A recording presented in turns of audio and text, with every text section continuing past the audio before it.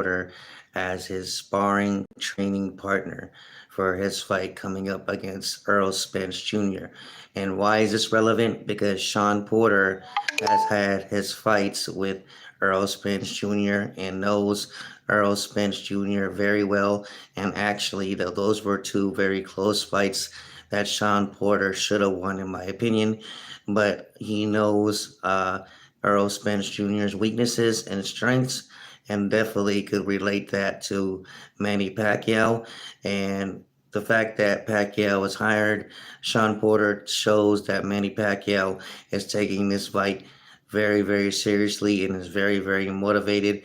In Earl Spence's case, he feels that Manny Pacquiao is no big, real big threat, and I think to me that's going to be Earl Spence Jr.'s downfall. Is he's not going to take Manny Pacquiao seriously. I hope he does. So that because if he does, then that would show for a better fight. But Manny Pacquiao, in other words, is taking this fight very seriously by hiring somebody like Shawn Porter, who these two has sparred with each other before, Pacquiao and Porter. So it's a good thing that, like I said, it makes a difference because uh, Porter knows Earl Spence. Okay, that is the key thing right there.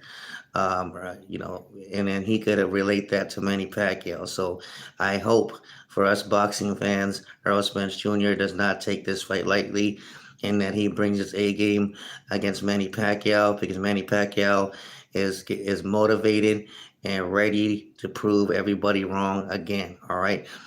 So there you go. So Shawn Porter will start training with Manny Pacquiao for Manny Pacquiao's fight coming up with Earl Spence Jr. So, all right, like and subscribe to Cine 62.